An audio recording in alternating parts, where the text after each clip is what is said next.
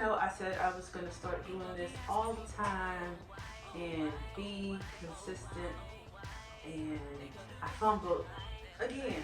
But if at first you don't succeed, try, and here I am trying again. So, I got this word in my spirit today. So, I got this download this morning, and it's just really kind of played into a lot of things that I have been meditating on, a lot of the processing of my life and what direction am I going, and am I now living intentionally? Because if you remember, a while back I wrote a book called Life by Design, and it is about self-mastery and learning to reprogram your subconscious thoughts and steer your life into a direction that you are consciously creating. Because over the years we've been programmed with different things, and we have created these habits and we have these survival mechanisms. And so I was really questioning, as I do in the book, what things no longer serve me, what people no longer serve me, what situations, what defense mechanisms no longer serve me. And so keeping along with that, it is a process, and it has been a process. So I was thinking about pivoting, and I have been consciously creating, and my main focus has been my music. And so I am at a space where I feel like I have gone as far as I can go alone. And so I am surrendering that part of my life, that passion, to God, to the Most High, to the universe. And that is a form of releasing resistance, because me constantly focusing on it, constantly trying to do something, is also because every thought has two sides of a stick, right? Or two sides of the coin. So when you were thinking about something, you were putting your energy into it. So if you're not thinking about it with positive intentions, if you're clouding it with doubt and fear and anxiousness, then you're actually doing the opposite of what you're trying to do. So I said, I'm going to take my hands off of this for a little bit so I can release this resistance. So now I need something else to focus my attention on. And so I started getting involved in doing more of the fashion and the podcasting, and even into art. Going out to the African American Museum and meeting with the director and thinking and talking about some possible opportunities that lie along that path. So really wanted to focus on other things that really make me happy, because I didn't come all this way to quit now, right? So it's been a long journey of walking away from the corporate world and the safety of it, and being a full-time artist, being a full-time creative. I always wanted this time, and when I was at work all the time, I was like, if I had time, I know I could start a business. I know I could get my own thing off the ground. And here we are, 2 years, and I'm feeling impatient. I'm feeling like I'm not smart, I'm not intelligent. I thought I was smart enough to have figured something out by now, and I thought some doors would have opened by now, and I thought for sure I could create something by now. And so I'm having a lot of full circle moments of releasing resistance and pivoting and letting what comes easily and trying not to chase anything. And so those are my ways of releasing the resistance, is focusing on something else.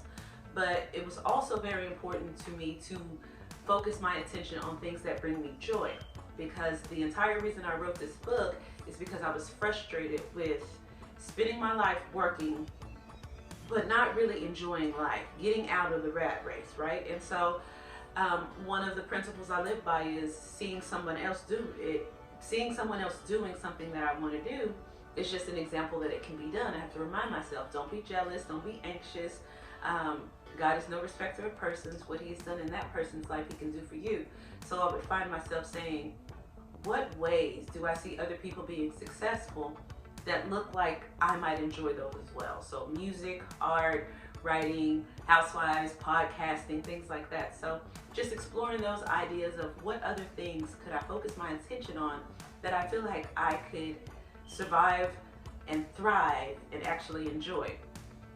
And so, I think I got caught up in this spell for a little bit, just trying to dissect these new concepts, right? Because retraining your subconscious from a lack mindset to a wealth mind state, from a negative mind state to a positive mind state. All of this stuff is processes. And I am now 41 years old, so it had been a lot of years that I had to really dig in, shadow work, and become aware when I was having these thoughts, become aware of the behavior. So I think for a little bit there, the term or the thought work was getting me stuck because I somehow stopped doing any work. I was just reading, meditating, praying, fantasizing, and putting my mind there, but it wasn't really any action in it. And I continued to justify this because it would come like, you gotta do something, you gotta do something. And it was just like, okay, just hold off, just refocus, just do something. And it got to a point where I realized that everyone wants to run their own business and be their own business. But Trika, you have not given the discipline. You want to be your own boss, but you are waiting on someone to tell you what to do. And this is the revelation I had this morning. You want to be your own boss, but yet you keep waiting and looking for somebody who can mentor you and tell you what to do. Being your own boss, you make the decisions on what to do.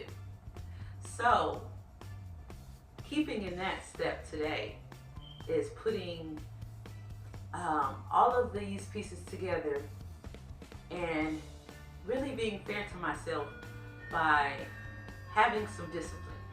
So I had this finger talk with myself, and it's like, girlfriend, you gotta have some discipline and you gotta have some stick-to-itiveness. So I got up, put on some clothes, and started, because I always feel better when I get dressed, even if it's just a half dress. I always feel better when I get dressed.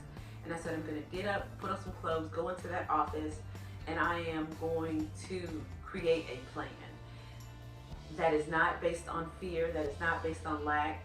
I am no longer in survival mode, and really accepting that and receiving that in my spirit has been a challenge as well. Not ever being happy when you find yourself in a place where you feel like you should be happy. Maybe you are, it's just that you're not familiar with being happy, so you don't really know how it would feel. You have this TV fantasy of what when I'm happy is going to feel like. And I had to really, I struggled with the gratitude because I've come so far, but there were so many things. I was always used to working on something. So a lot of the times being bored and having nothing to do drove me crazy, but it's what I asked for, but I didn't know how to not do anything. I had to learn how when you're not doing anything physically, you're still planning, you're still surrounding yourself with the environment, with the people, so you're kind of setting things up. So it's always a journey. You're always working. And so once I got my mind out of the taboo of work, all I knew back then was I don't want to work for anybody. I don't want to work for anybody. So work was kind of holding me back. And so you hear a lot of famous people who are doing things you love, and they say it's a lot of work. And I always would say, but if I was doing what I love, I would love to do it. So adopting the word work or finding a synonym that's suitable for me is where I'm at now.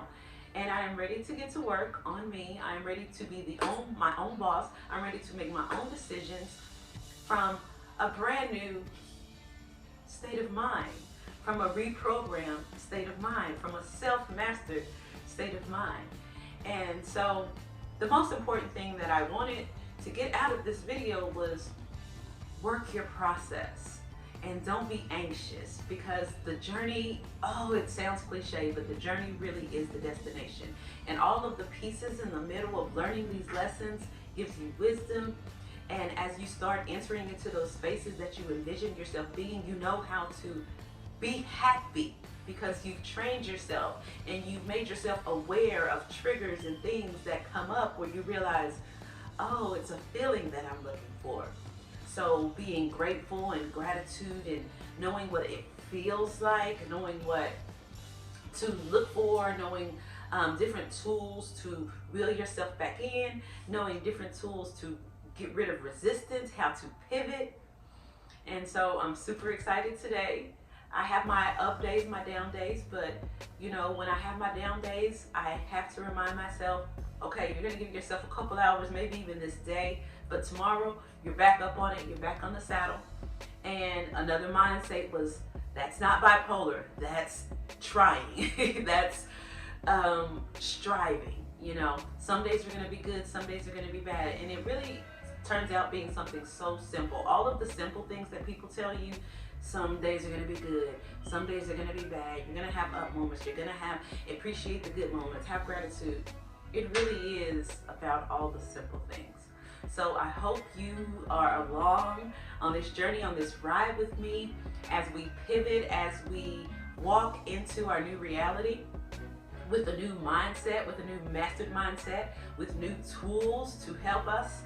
And I'm just super excited about the future. I'm super excited about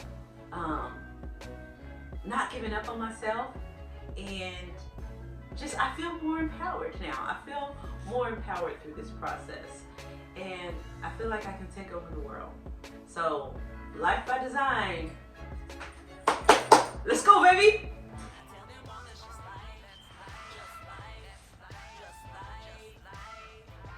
Life by Design.